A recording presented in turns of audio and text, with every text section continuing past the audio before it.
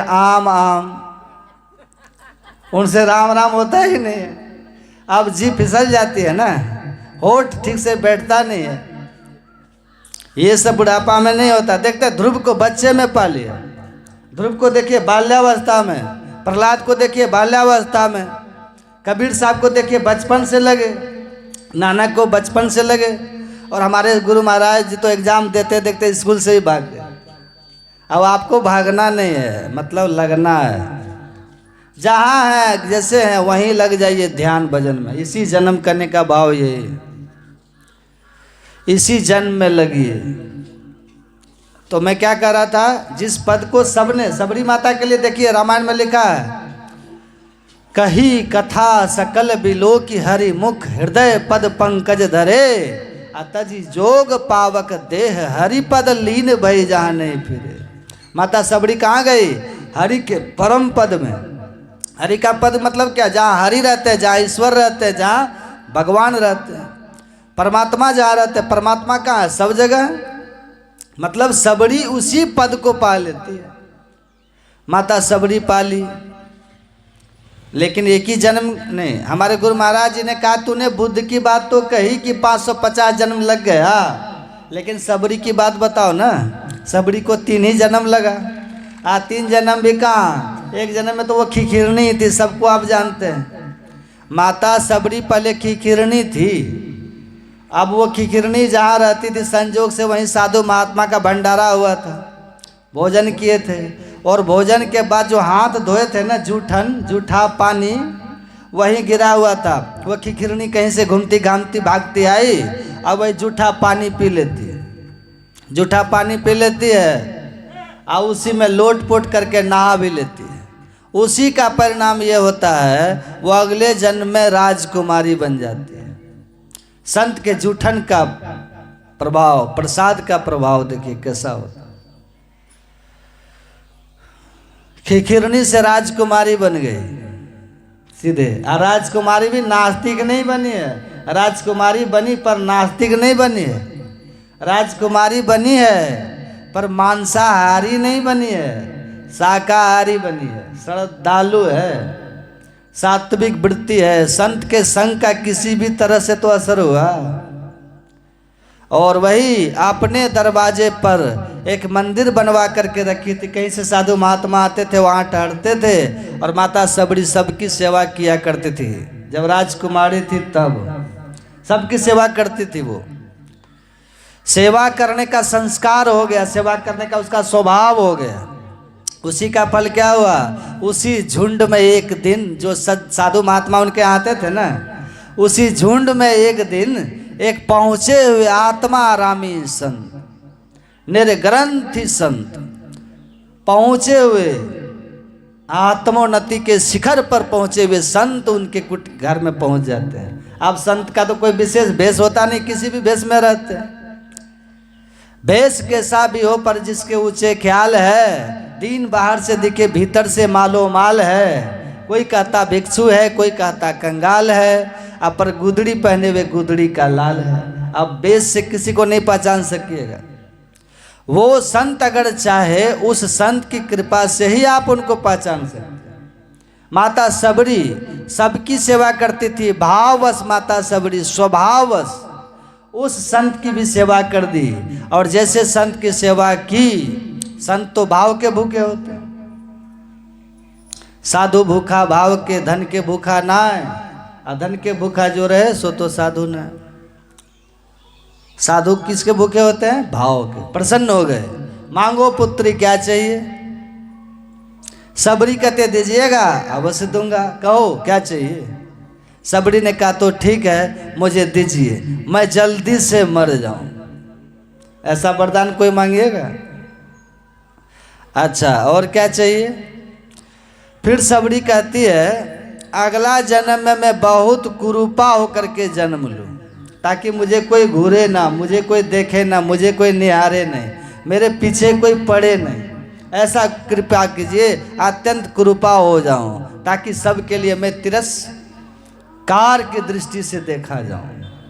कैसा भाव है?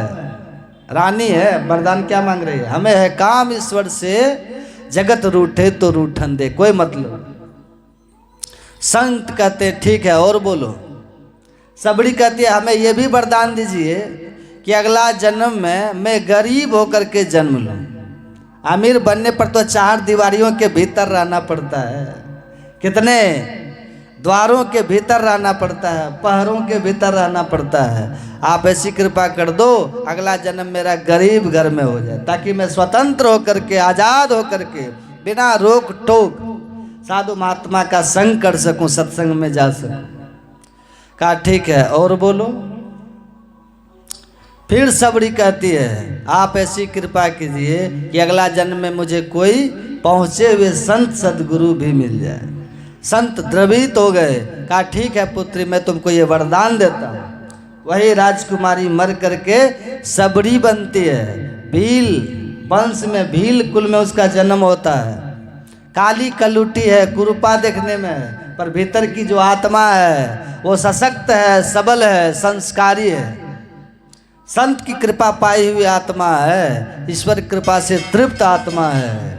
अब बस सदगुरु मिलने की देरी है। मतंग ऋषि जैसे उनको मिले, बस उसी जन्म में सबरी तजी जोग पावक दे हरि पद लीन भई, प्रभु के पद में चली गई। ये कोई जरूरी नहीं कि सबको उतना ही जन्म लगेगा। सदगुरु मिले तो इसी जन्म में और अभी काम हो सकता है।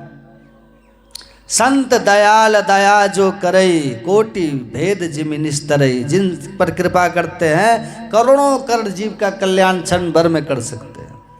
बस आवश्यकता क्या है, हमें पात्र बनने की। जो पात्र बन करके, सुपात्र बन करके रहेंगे उन पर कृपा होगी, नहीं तो नहीं। अब आप कहिएगा कि बाबा यहाँ उपनिषद के ऋषि कहते हैं इसी जन्म में जान लिया तब ठीक है, और यहाँ आप कह रहे हैं कि बुद्ध को 550 जन्म लगा। बाबा साहब ने गुरु महाराज से कहा तुम्हारा बहुत जन्म हुआ। भगवान श्री कृष्ण ने अर्जुन से कहा तुम्हारा बहुत जन्म हुआ। ये सब क्या बोल रहे हैं? ये 2 तरह की बातें कैसी बोल रहे हैं आप? सुनिए अब ध्यान से, इस बात को ध्यान से सुनिए और समझिए क्या ले आए को सुनने के लिए। ईश्वर को जानना 2 तरह से होता है, ध्यान से सुनिएगा। एक होता है बुद्धि से जानना। किससे जानना होता है? एक होता है बुद्धि से जानना और एक होता है आत्मा से जानना। बुद्धि से जानना और आत्मा से जानना। सुनिए ध्यान से। जो व्यक्ति आत्मा से जान लेते हैं, आत्मा से जानने का मतलब जो पहले आत्म दर्शन किए, जो पहले अपने आप को देख लिए, हम कौन हैं इस बात को जो पहले जान लेते हैं। अभी आप किन्हीं से पूछिए कौन है आप, तो कोई कह देते हैं हम फलाना है, नाम बता देते हैं। कैसे हैं आप, तो कोई कह देते हैं हम काले हैं, कोई कह देते हैं हम गोरे हैं, कोई कह देते हैं हम नाटे हैं, ये कह देते हैं ना। कोई कहते हैं हम स्त्री है, कोई कहते हैं हम पुरुष हैं, ऐसा कहते हैं। ये तो आप शरीर का परिचय दे रहे हैं। आप अपने को आप नहीं जानते आप कौन हैं। जो अपने की पहचान कर लेते हैं हम कौन हैं। को हम आया कहाँ से, कित जाना कित सार, को मम जननी को मम पिता, या को कहिए विचार। वास्तव में मैं कौन हूँ, हमारे अपने कौन हैं, इस बात को जानना चाहिए। तो जो अपने को जान लेता है, जो अपनी पहचान कर लेता है, वही ईश्वर की भी पहचान करते हैं। अपनी पहचान जब तक नहीं कीजिएगा तब तक ईश्वर की पहचान नहीं कर पाइएगा। इबादत है किसी नासाद को फिर साद कर देना, इबादत है किसी बर्बाद को आबाद कर देना। यही सीखा है सागर हमने मुर्शद का कदम छूकर, अगर हो खुदा से मिलना तो पता खुद का लगा ले। जो खुद का पता लगाता है, जो अपने आप को जान लेता है, वही ईश्वर को, खुदा को जानता है। इसलिए अपना ज्ञान, आत्मज्ञान जिनको होता है उसी को ईश्वर का ज्ञान होता है। ये आत्मा से जानना हुआ। ये ज्ञान अंत में होता है जाकर के, अंतिम में ध्यान करते करते, और ये ज्ञान होने के बाद जन्म मृत्यु का चक्कर खत्म हो जाता है। ये ज्ञान होने के बाद ये संसार फिर नहीं रहता, सब कुछ जगदीश, ये जगत जगदीश के रूप में भासता है। भासता नहीं, ये संसार वास्तव में जगदीश है, इसका यथार्थ बोध हो जाता है। ये संसार ईश्वर है जिसका यथार्थ बोध हो जाता है। ये अंतिम में होता है ध्यान करते करते। लेकिन पहले क्या करना है? पहले आपको बुद्धि से जानना है ईश्वर को। सुन रहे हैं ना सब? समझ रहे हैं? अभी हमको बुद्धि से जानना है ईश्वर को। जो बुद्धि में ईश्वर के ज्ञान को ठीक से अटा लिया और सही ज्ञान को हटा लिया, ऐसा व्यक्ति भारी हानि से बचता है। मतलब जो ईश्वर ज्ञान को ठीक ठीक बुद्धि में बैठा लेता है वो 84 लाख योनियों में कभी नहीं जाता है। हमारे गुरु महाराज कहते थे, एक बार हमारे गुरु महाराज जी ने कहा था, इस ज्ञान को कहते कहते, ईश्वर के ज्ञान को कहते कहते, ईश्वर के स्वरूप को समझाते समझाते हमारे गुरु महाराज कहते थे मुझे 20 साल हो गया। उस समय कहे थे कितना हो गया? 20 साल। तब गुरु महाराज ने कहा था उस समय, ईश्वर संबंधी ज्ञान को समझाते समझाते कहते कहते मुझे 20 साल हो गया, लेकिन अफसोस अब भी कुछ ही लोग इसको समझ पाए, सब नहीं समझते। इसी बात को समझिए, ध्यान से बुद्धि में बैठा लीजिए। आप ठीक से सुनिए, हम वही ज्ञान आपको सुना रहे हैं।